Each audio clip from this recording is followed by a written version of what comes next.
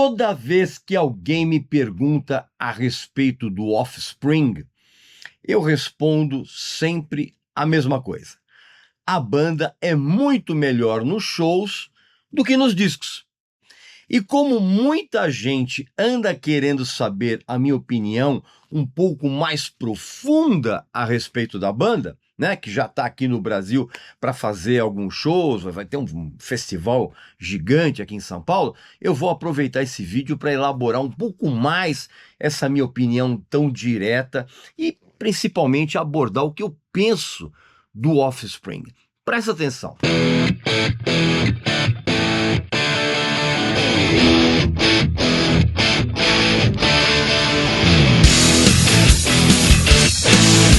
Mais recente lançamento da editora Belas Letras, que é o livro Não Estou Morto Nem à Venda, que é a autobiografia do finado vocalista do Stone Temple Pilots, o Scott Weiland, que chega agora ao Brasil 10 anos depois da morte dele, e esse livro revela detalhes inacreditáveis da trajetória totalmente caótica do cara, incluindo relacionamentos completamente destrutivos com as drogas, romances conturbados e os bastidores estapafúrdios tanto do Stone Temple Pilots quanto do Velvet Revolver, que é aquela banda que ele teve com o Slash, com o Duff McKagan e o Matt Sorum, né? Os três já estavam no Guns N' Roses. Você já sabe muito bem disso.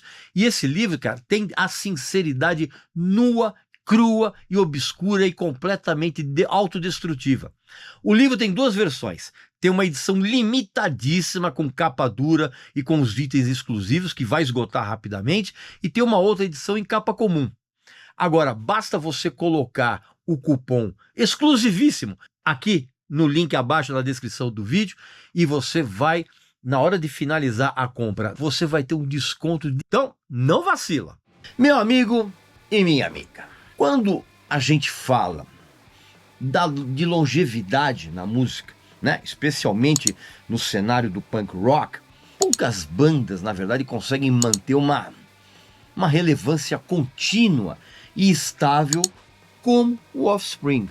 A história deles, que começa ali na segunda metade dos anos 80, né, bem no comecinho, essa trajetória se consolidou não em termos de uma pretensa evolução musical, ainda que a banda, inclusive, tenha abandonado o som tosco ali do início, né, e soe hoje mais encorpada, até por conta dos avanços tecnológicos de gravação em estúdio. Mas, assim, principalmente, essa banda tem um impacto cultural e continua tendo, especialmente no Brasil. Porque tem a combinação ali de velocidade, de atitude, de letras que tratam das inquietações das gerações de moleques, desde aqueles tempos ali no começo dos anos 90, a banda ela é sempre bem lembrada por aqui quando se pensa em punk rock. E isso explica por que o Brasil, mais do que em qualquer outro lugar, se tornou um terreno muito propício para a continuidade e sucesso do Offspring. Na verdade, o punk rock do Offspring, vamos dizer assim, longe de ser uma tradução do gênero, do estilo, comparado com outras bandas mais célebres, na verdade esse punk rock tem a qualidade de ser uma boa transcrição das frustrações e dos questionamentos da juventude, desde exatamente que a banda surgiu lá no finalzinho dos anos 80. E é justamente esse fator, mais do que qualquer outro, é que faz com que a banda seja tão facilmente absorvida e reverenciada pelo público, principalmente o público brasileiro. Porque num país onde a gente tem uma tensão social e política constante, e isso é exposto o tempo todo, a voz de rebeldia é uma parte fundamental da identidade cultural.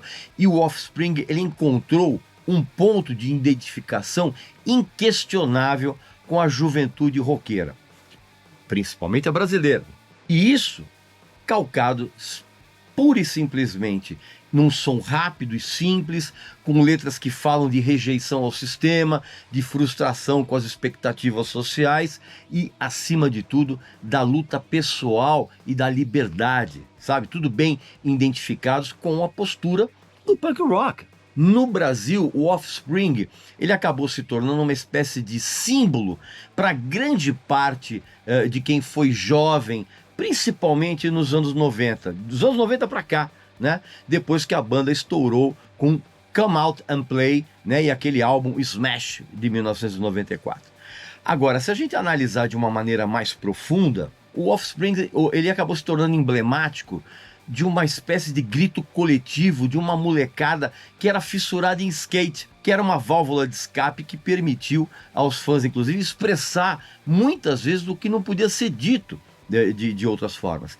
E isso, especialmente importante, num cenário político e social, onde a resistência e a contestação da juventude ainda tem um peso significativo.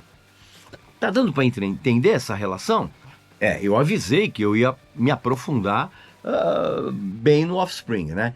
Então, assim, o ritmo acelerado, as guitarras que são absolutamente cortantes e as letras que exalam uma sinceridade típica do Offspring, na verdade, acabaram se tornando a trilha sonora de uma juventude que sempre buscou identidade e uma forma de se rebelar contra a opressão e a frustração cotidiana. Foi isso que fez, por exemplo, a gravadora dos caras na época, a Epitaph, que numa jogada de marketing genial, ofereceu a vários produtores de fitas VHS, de skate, de surf e outros esportes que eram considerados radicais, a usarem as canções do segundo álbum da banda, o Ignition, de 1992, e eles puderam usar isso gratuitamente, sem pagar por direitos autorais. E a partir daquela época, o Offspring se tornou muito popular entre a galera do skate, a galera do surf, e isso aconteceu também aqui no Brasil. E dá para perceber, ao longo das décadas, que o Offspring, ele na verdade consolidou uma base de fãs aqui no Brasil muito genuína, muito presente.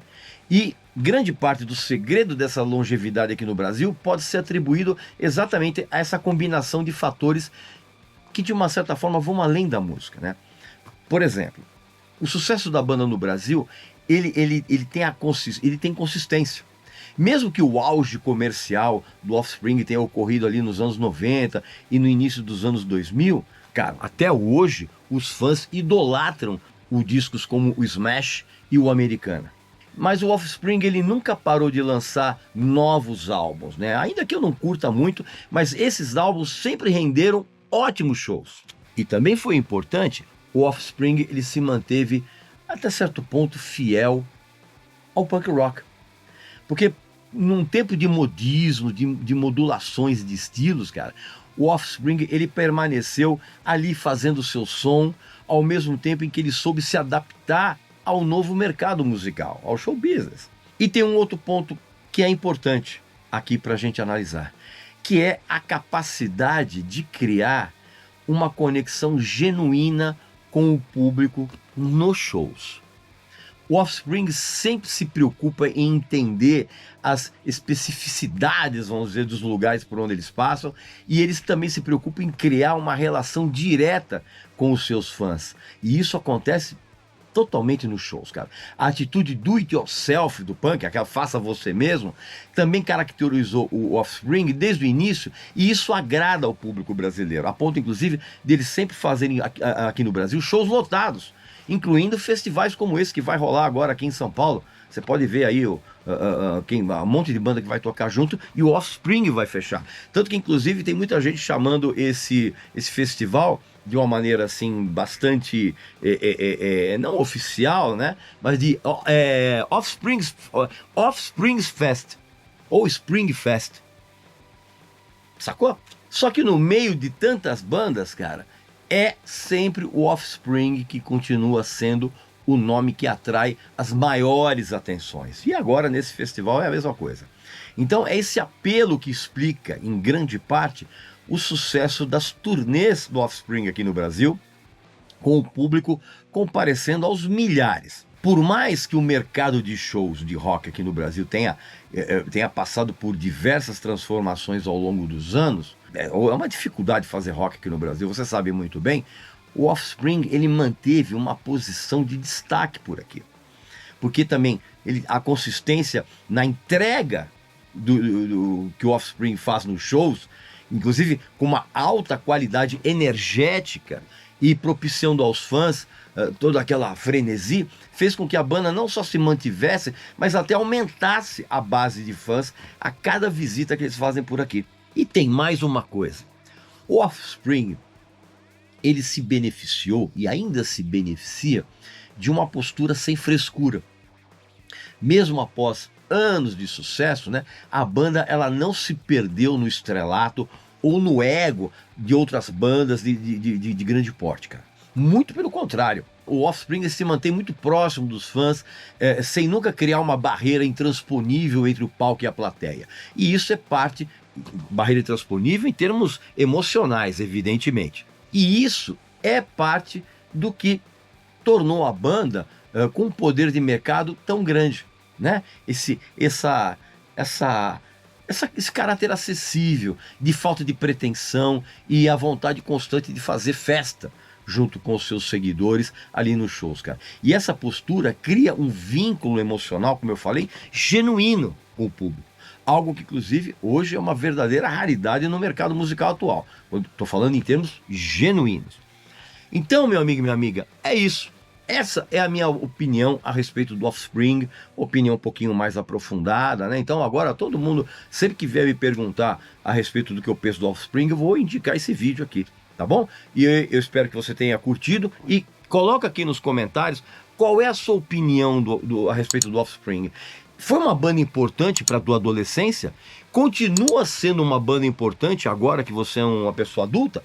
Coloca aqui nos comentários e eu volto muito em breve com mais um vídeo aqui para vocês, tá bom? Então um abraço, saúde para você, para sua família, para seus amigos e até a próxima.